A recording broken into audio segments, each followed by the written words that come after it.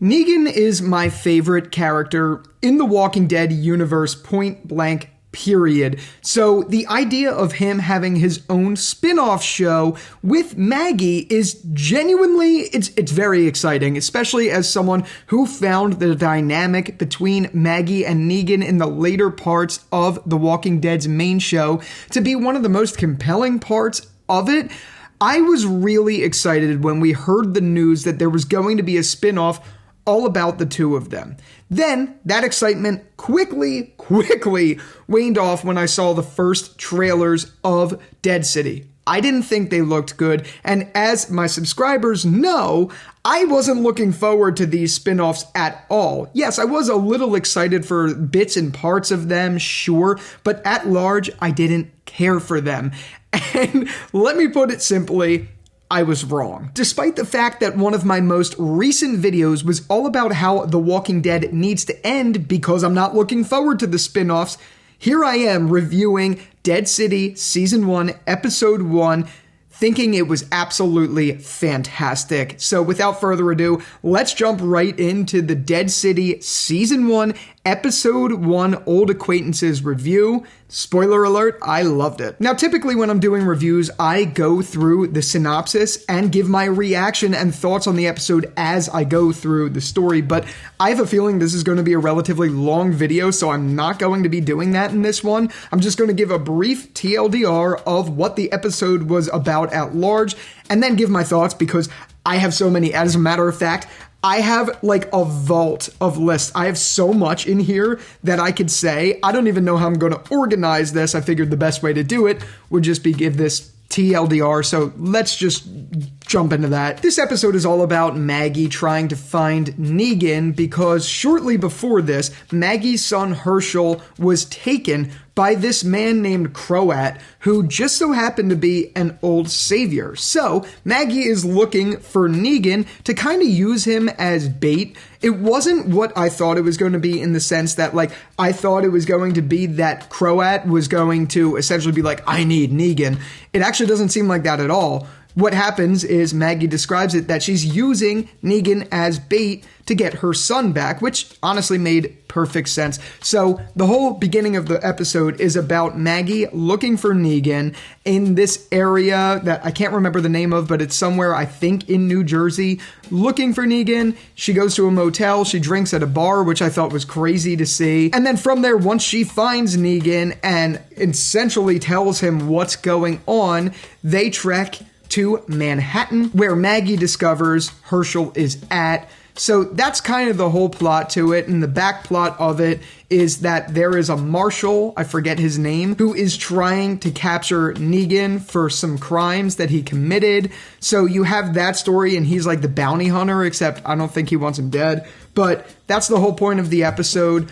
They're going into Manhattan. The marshal is following them into Manhattan after Maggie found Negan. That's essentially it. Now, of course, there's little details intertwined in that mix. It's not just as simple as those things. There's a lot of little details. There's definitely a lot of mention of things we know from the actual canon series, The Walking Dead, and things like that. But you get the point. And I gotta say, as soon as I wrapped up this episode, my initial impressions was that it was straight up fantastic.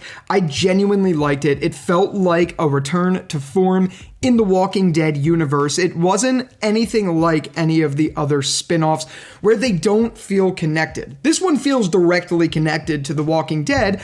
Obviously, there is a little bit of bias there, and there is a little bit more of a reason for that. So we're going to get into that in this video, and there's a lot I want to address with it. Now, like I said, up to this point, every other spin-off has felt very disconnected. Even Fear the Walking Dead, where you have Morgan, Dwight, Sherry, and they're all in a place together where they're talking sometimes about the events that had occurred in Alexandria, the sanctuary, and bringing up people like Rick and Negan. Even with that being the case, that show feels extremely disconnected because it is so mishandled. And when you have something so mishandled, it feels disconnected because it doesn't know what's going on.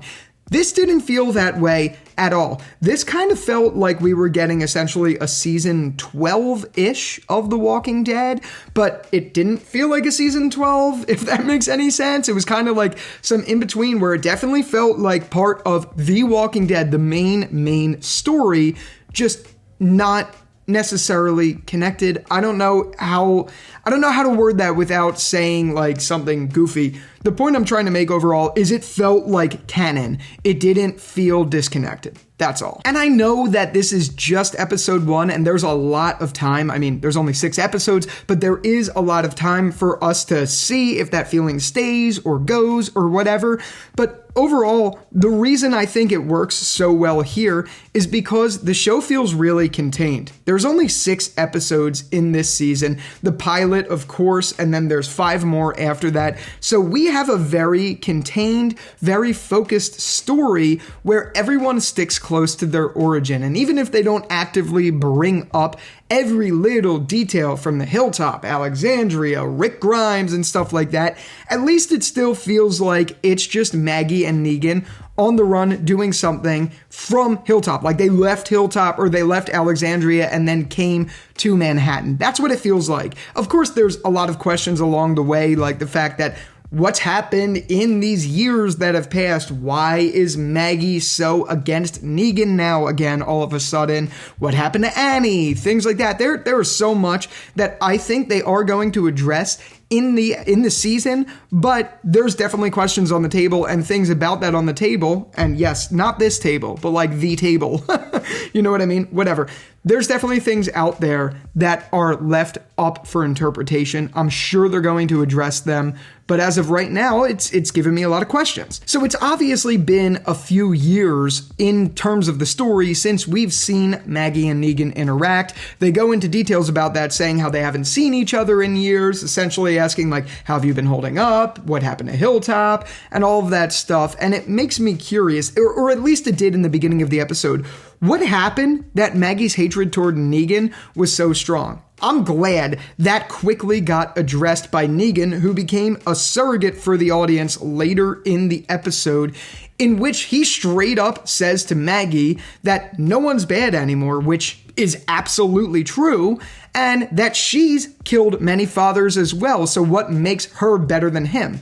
It's a very valid point, and as a matter of fact, Maggie's rebuttal to that was really goofy. Her rebuttal was essentially saying how brutal it was, which, yes, in fairness, it's true. Nothing is like that bad. Like, he did do some really gross stuff, but Maggie's done some gross stuff too. It's not like she's a saint. It's just really interesting, and it made me side with Negan even more. That was just one of the small details of this episode that I really liked. But scenes like that are just truly, truly great to see. I mean, they were really, really missed in this, year and a half that the show has been off. And even though I didn't really like season 10 and 11 of The Walking Dead, like I genuinely didn't really care for those seasons, those dynamics between Maggie and Negan and them confronting each other, them working together, them talking is just something that I genuinely love. It makes for fantastic storytelling. Even though I loved The Walking Dead when Rick was in it, I loved The Walking Dead pretty much just as much when Negan was the central focus, and the best part of his central focus was their interactions. So having scenes like this, obviously in a show centered around the two of them, it's just so special and it's great to see, and it solidifies it solidifies that this show is actually going to be good, at least for these next few episodes. Fingers crossed it stays that way.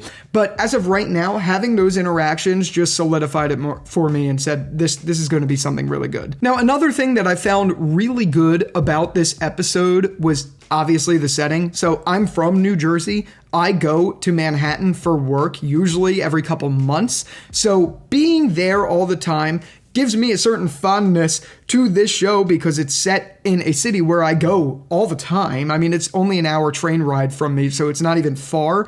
But seeing it in this light is just truly something interesting. It was really creepy. It was the first time in a long time in The Walking Dead's history that the show actually felt creepy. And I genuinely don't find TV shows on my end to actually be creepy, but this one just set a certain vibe. And I think part of it, to be completely honest with you, is The reason it reflected with me so well is I had just recently finished listening to the audiobook The Only Plane in the Sky, which is all about 9/11, what happened leading up to the moment, what happened during the moment, and what happened after the moment. And hearing that, and literally just finishing the audiobook yesterday, and then watching this where we see a post-apocalyptic Manhattan, just certainly reflected with me in a weird way. I was alive when 9/11 happened. I remember exactly what happened that day. And I know it's not the same at all. The reason I'm just bringing it up is this episode and the post-apocalyptic Manhattan just automatically made me think of things like that and made me reflect, and also made the heightening of this episode just more creepy. I genuinely mean that it actually worked really well, and especially for people who are frequent travelers of New York or have a certain connection to New York, I think it really helped reflect with them. And a crazy thing about it is I was actually there the week that they were filming in Manhattan. Of course, I didn't see them or anything like that, but I was there the week that they were filming while I was working for my main job. I was working while they were filming, so to see all that they've done, all the CGI, it made me curious what was CGI and what was actual practical uses. So obviously they weren't filming in Manhattan the whole time. They were just there for a couple scenes. I'd imagine what it was just the scaffolding, and then everything else was CGI and stuff like that. But it definitely had me interested. It had me curious of what was real and what was CGI, and I liked that. You could tell this show had a very good budget.